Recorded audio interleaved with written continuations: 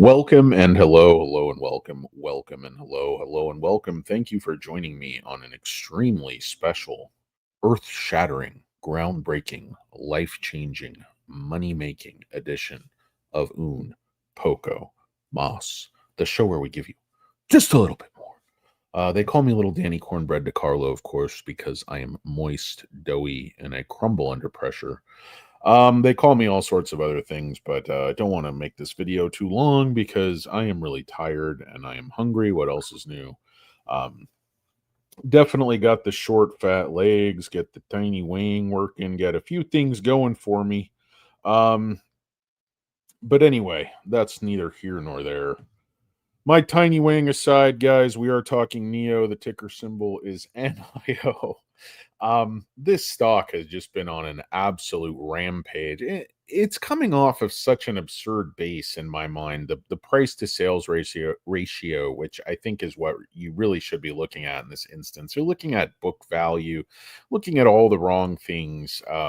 You know, these swing from losing a lot of money to being profitable very, very quickly. And we're about to see that inflection point. I think it's the only real EV company with a true unique selling point. I mean, the only thing BYD can swap, like I say, is their ugly cars for Lee's ugly cars. I mean, some of these companies actually do make some pretty good looking vehicles, but I think Neo is really a cut above with their styling, their engineering, and just their philosophy of putting customers first. I mean, I know I'm saying I mean a lot. I don't know why I'm doing that. But I'm saying too. It's all these little connectors that you're not really supposed to say. You're supposed to speak the kings. If I'm gonna go out, I'm gonna go out speaking the kings, old chap. Anyway, sound like a valley girl. But so what happened today?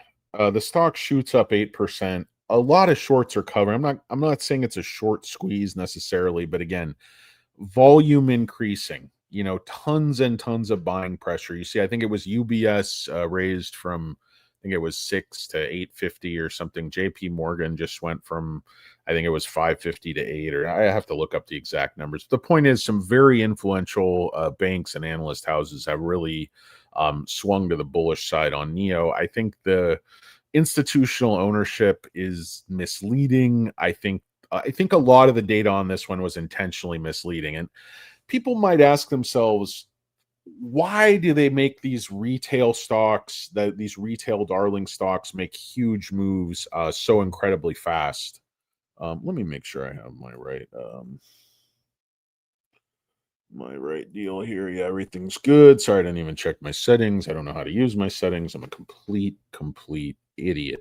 Oh, sorry, Naughty Lurker. I forgot to text. Now, the only reason I didn't text because I was meaning to start this video, as you guys saw, like an hour ago, and then I knew I wouldn't be able to because my faux office complex is falling apart. So I'd have some stuff just repaired so I could just get my testicles back, and then it was just one thing after another. So I thought this video would actually be pushed to later. So I don't want to interrupt Not a Lurker. He is a very important man. And he's actually out there getting fit, which is what I should be doing. But I'm here talking to you nutsacks. This company, Energy Focus, it was funny. I saw that. I didn't give you guys this one because I'm like, swing and a miss on like prop. And I still think prop and IOVA are going to do extremely well. If you're afraid of price action, if paper losses scare you or worry you or keep you from sleeping peacefully at night, just stay completely away from, tiny wing, tiny cap, penny stocks, and these types of plays that are these like merger plays. But this Energy Focus, I just noticed the CEO made a pretty big buy. It was like a $500,000 buy, and the whole company was, the market cap at the time I think was like 7 million. So I just picked up a few shares just for laughs. That's one of the things I follow consistently in the data is not only institutional, buying, when institutions are buying and at what levels they're buying. It's not just how many shares an institution own, but where did they buy them? Why did they buy them? What was their thesis? They're not momentum trading these big houses. They know what they're doing. They're trading on, actionable intelligence. They don't guess. Sometimes they're wrong, but it's based on evidence. It's based on probabilities. It's not based on like a hunch. They know what's going on behind the curtain. Um, So anyway, yeah, that was one I just picked up and it's like doubled since, but I didn't have very much. Anyway, some usually penny stocks, like I said, 9 out of 10 you lose all your money and then you're just going for that home run. It's a gambler's addiction. You're chasing an addiction. You're chasing an adrenaline rush. People that say like they systematically beat penny stocks and they pick winners all the time, they're lying. I mean, they're just lying. That's just the way it is. It's like people who come online here and say they never lose money on stocks or stocks never go down. Oh, I always pick winners. Oh, I have such, good, I have such tight stop losses that I never, even when I do have losers, I only lose like 2%. I gain 70%. It's all lies. If you knew if you had some magic beans that beat the market all the time, you wouldn't be on the internet talking about it. You'd be on your private island, your private yacht, you know, living about it. So again, going back to Neo, why do they move these things up so fast? These retail favorites. It's because you don't have a time to position for the move. Because retail is so call happy. You love to buy these short dated calls, like I was doing with CRISPR and SMCI. I was playing this call ladder, where I was making 1,000, 1,500% profit. Just keep rolling these calls up and up and up into a bull run. So with Neo, they have this thing down at $3.40 in, I think it was mid-July. And now here we sit at $7. So this thing is more than 2x in just over 2 months. So retail was essentially losing hope. They were grinding it out. Everybody was saying they were buying that dip at 340, 350, but I was actually buying it.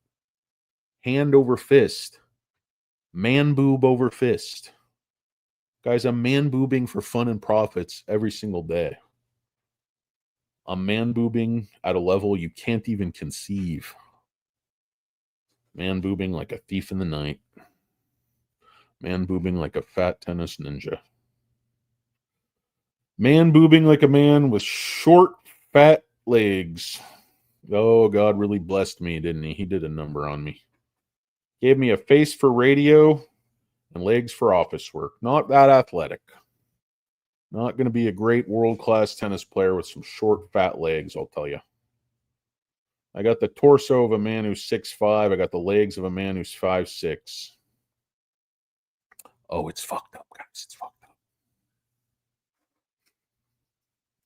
Anyway, the chunky stock monkey, he's built awkwardly, makes some horrible stock picks. His sense of humor is not all that it could be. He's not super photogenic. He's not giving you anything you can use. You can pass a note by my producer. No, actually, negative. Got my producer, my assistant producer, got a whole we got a whole team we bring in when Not a Lurker's on his road bike, because people start to panic when Not a Lurker's not here. But he's still here. He's riding with no hands. He's riding with his eyes closed, backwards, popping a wheelie. Just ran over somebody, I believe. Anyway, I might need to pause this for 1 sec. I'm not sure. We'll see. We'll play it by ear. What was I going to talk about? So here's what I think is going to happen. I think resistance is actually $10.70. And let me know if I need to pause this. But here's what I think. This is basically right here. This was real buying. This was kind of nonsense, but this is when the algo just completely took control of the stock. And so this is where I think the market is made, and I think it's going to overreact to the upside because it's been suppressed, I think, at such an absurd level for so long. That's just my reaction to what it's doing. That's what I'm seeing with the volume. I mean, again, today, 126 million shares, nothing but buying. And look what the shorts are. This tells me more than anything else, because, they were just borrowing. Like, just in August, they had 472 million shares on loan. Now they have less than half of that, 235 million. So it's almost exactly half the number of shares in like 1 month. It's crazy. They've returned 240 million shares in a month. Shares on loan, they had just spiked almost back to 200 million, now down to 160, not coming down quite as fast as shares on loan. But if you look at what they did today, they returned 16 million shares and 4 million shares returned from the short position, so bought back. So they're just running for the hills. They're expecting this thing to keep moving up, because if you were controlling this like they always have, you would expect them to just be resharding the hell out of the stock today, and that's not what we're seeing. So when they make these huge moves up, this is sort of very similar to what they did with SoFi. It just moved at lightning speed. Retail didn't have time to sort of adjust their positions, buy more, buy calls. Only market makers know when it's coming. I think they can smell it coming. They're sniffing the bleachers every chance they get. Combing the junior high schools all day. Yeah, dude. Me and Nodal Lurker on a tandem bike. Forget about it. My curls and man boobs with his aerodynamic head and fitness. Him doing all the pedaling. What I think we would do is we get a tandem bike. We got Nodal Lurker providing the horsepower, and we got me providing with the comedy. So I have him pedaling, steering, and I'm back here just live streaming with my phone, giving horrible stock tips. Can't miss television. Must see TV. Nall and the Fat Man. You guys ever watch Jake and the Fat Man? He had that one detective guy and just said, really big, really big dude. It was a weird show. I don't really know what's going on with that, but I like any show that feature fat people, getting us out there representing. Um, like I said, why is Neo about to flex? Why is this an inflection point? Why is everything changing, even with institutional ownership apparently still quite low? You see the shorts completely giving up. You know retail investors aren't going anywhere. You know who's in the stock. You know which institutions are up there. And you know when they move the stock, just double it in 2 months, that's not retail doing that. And you can see it on the chart. I mean, it's readily apparent. Yeah, JP Morgan raises, UBS raises, Murray buying a ton. The offering was brilliant. I mean, honestly, you're from a position of strength. Your stock price is moving up. It's a blip on the radar. You improve your balance sheet. Yes, you see dilution, but you see the stock price move down a corresponding amount. So you can buy back, you can average down. I mean, you got to work through dilution on these stocks before they're making a profit. You just do.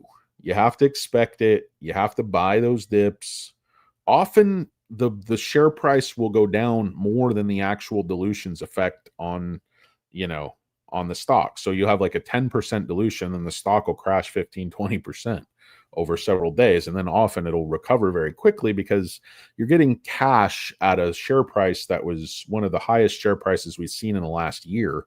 So you're actually getting, I think, quite a favorable deal. I mean, institutions could have just been buying the stock a couple of months ago at 350 below 4. So the fact that they wanted to buy these huge blocks of shares, $1 billion worth at 570, indicates they don't think the stock is going to crash again. So it's extremely bullish. If you consider it from that point of view, think outside the box. The offering is extraordinarily bullish. You know what I mean? Know what I mean? Know what I mean? Um, so anyway, and another reason this is an inflection point beyond, I think, just the strength we see on the chart, the shorts giving up. I think institutions buying undercover. Hold on one sec, guys.